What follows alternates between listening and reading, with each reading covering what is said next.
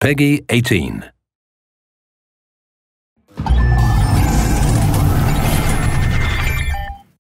Hello everyone, I'm Colin Graham. I'm the animation director on Watch Dogs, and today I'm excited to present to you a vertical slice of the Watch Dogs free roaming experience. So actually, this is not a mission. Everything we're going to showcase today is completely systemic, and we're free to do as we please.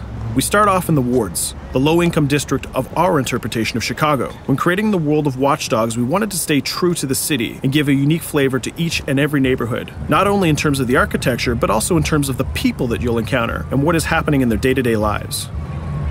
In the wards, you'll see working-class citizens, rusty cars, gang members, abandoned houses, and low-grade pawn shops. It's really not the kind of place that you're going to want to be alone after dark.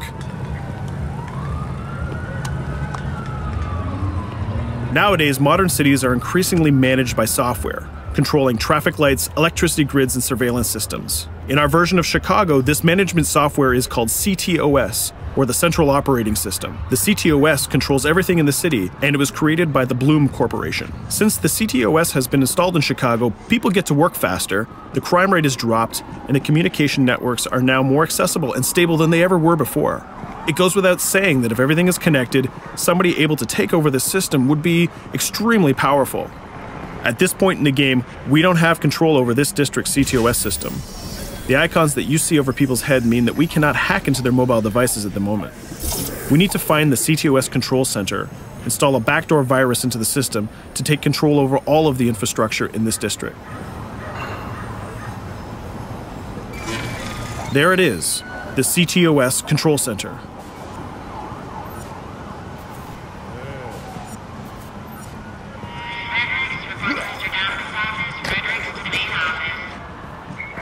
Watch it. You're walking someplace you got no business. It's heavily guarded. Let's see if we can find the server access codes from a distance. With cameras, we can explore restricted areas without being spotted, tag different guards, and access details on their lives. What the hell is she doing with that weasel motherfucker? It seems that Bloom employees all have a sort of shady past. There it is, the access code to the server room. Unfortunately, we can't access the server via the cameras. We need to sneak inside. One thing that was really important to us when we designed Watch Dogs was to fully support different player styles. Every situation in the game can be tackled the way the player sees fit. In this situation, we can go all out guns blazing, completely stealth without the guards ever seeing us, or we can hack from a distance without ever setting foot inside the restricted area. Let's hack this forklift. Aiden can use the environment to distract and lure guards.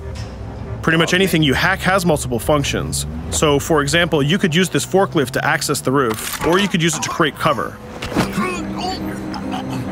Hacking in Watch Dogs is all about player expression. Let's set an improvised explosive device so we can hack it a little bit later.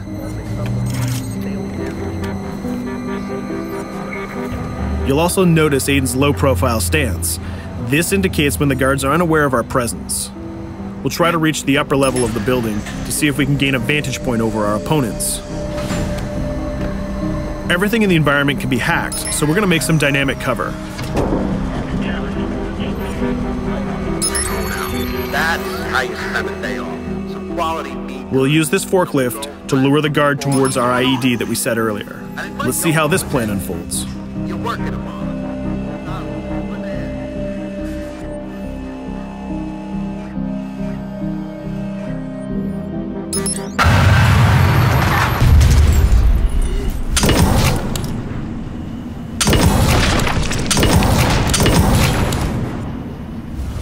What you just saw is called focus. It represents Aiden's analysis capabilities and his quick reflexes. This gives the player more time to combine core game mechanics together, such as shooting, hacking, and driving, in order to handle more complicated situations.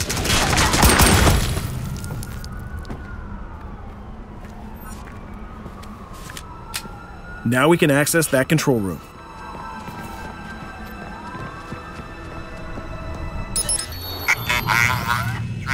Drop 2, 5.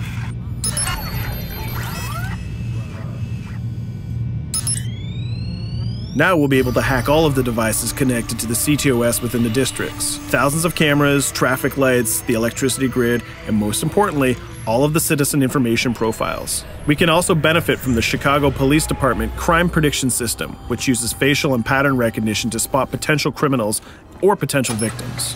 Since this is a pretty rough neighborhood, I'm pretty sure we're going to stumble on some suspected criminal activity pretty soon. And there it is. The system just pushed an alert of a potential crime. We can see the system trying to triangulate the location on our minimap. Take note, this isn't a mission. This can happen anywhere at any time. We've just spotted a potential victim. It's always up to the player if he wants to investigate or not, to take action or not. So let's see how this turns out. Yeah, you're right. Could I just...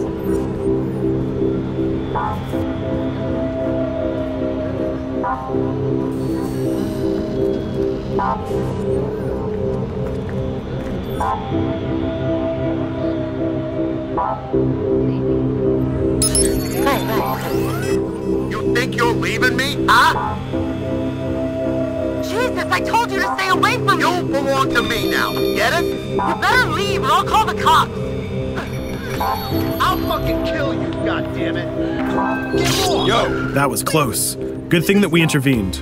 We managed to prevent the crime, but we triggered a chase. From here, the criminal's behavior is unpredictable. He can try to get away, shoot back at us, surrender, or call for backup.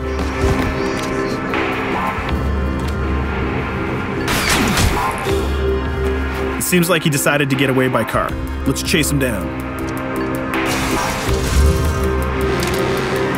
In Watch Dogs, we have a wide variety of vehicles. Each one of them has their own unique properties and handling. Let's see how we can use the CTOS to our advantage to neutralize this criminal and leave the cops to deal with him later.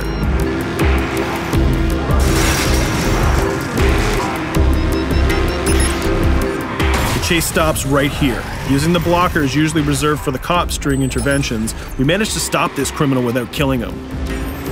This gives us a reputation bonus. This system is at the core of the Watch Dogs experience. Depending on how we handle different situations in the game, the media and the citizens will have a different perception of our hero, whether he is a true vigilante or a reckless criminal. This will have repercussions throughout the game. Now, let's head for the Loop, the historical district of Chicago, where you're going to find the most iconic buildings in the city.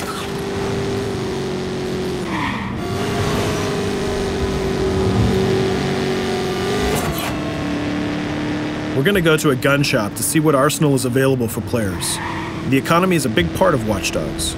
Players will be able to grow their arsenal with weapons and craft their tools in order to increase their power and their hacking abilities.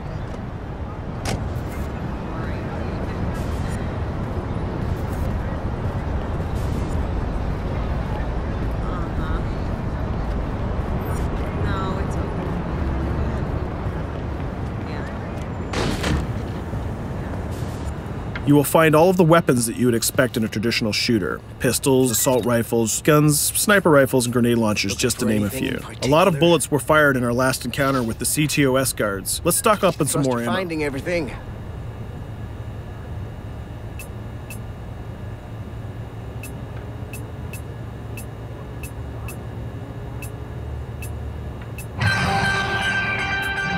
As we mentioned earlier, the media keep track of your actions and the citizens are going to react according to the perception that they have of you. Here, the media is reporting a crime in which you are the #1 suspect. The gun shop owner recognized you and decided to trigger a silent alarm to notify the police. Copy that. Possible one suspect presumed armed and dangerous. Police are now trying to locate the source of the threat using the surveillance system in the city, represented by the yellow circles on the minimap. Come in, PH3.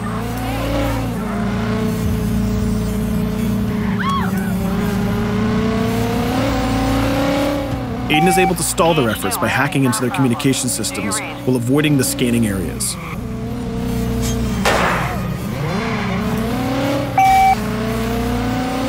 PH units, do you copy? Repeat, squad to all PH units. Once they've lost our trail, we can go back to our activities.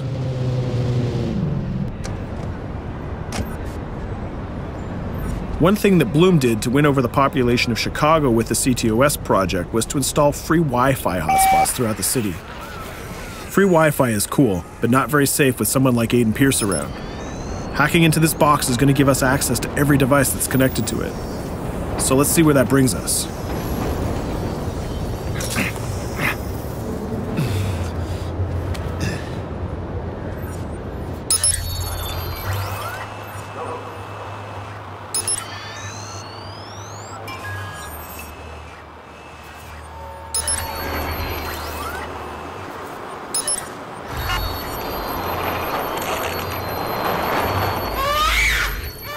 We just hacked into the webcam of a laptop. It seems that we're in the apartment of a mother and we can hear her baby crying in the background.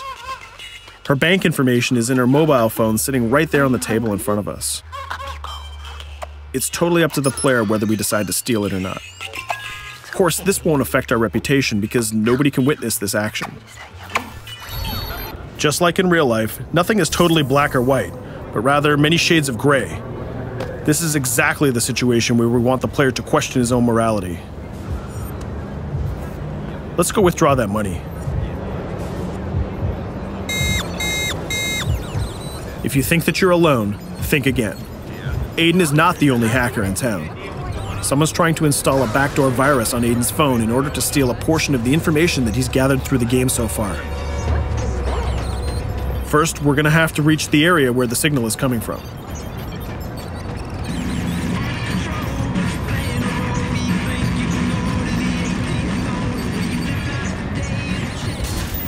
Using our profiler, we're going to try to identify the hacker before the installation finishes.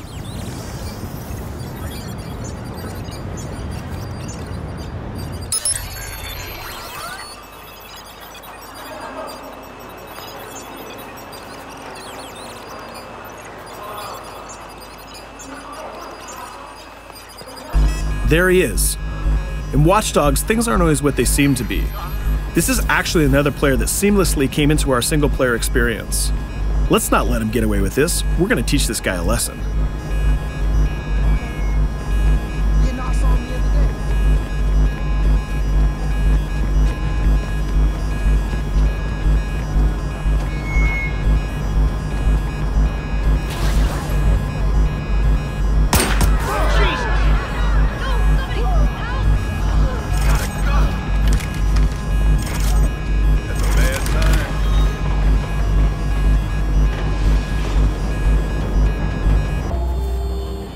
We stopped the hack, but the hacker managed to get away. I don't know about you, but we can't let this pass by. We need to retaliate. Using the grid, let's see if we can find that second player. There he is. Let's enter his game seamlessly.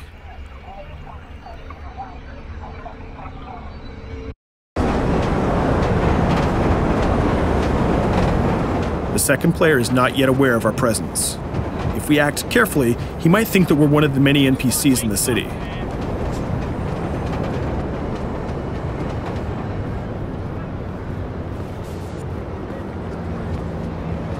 What was that?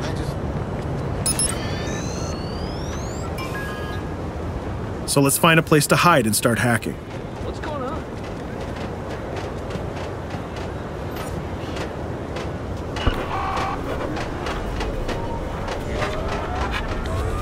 The second player has just been alerted that a breach has occurred on his phone. He's trying to find us using his profiler.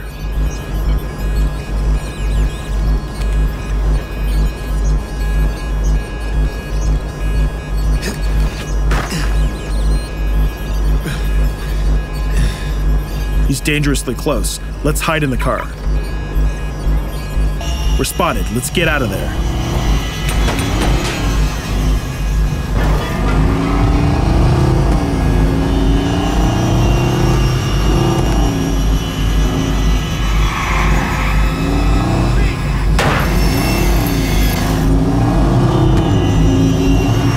Let's set up an ambush right here.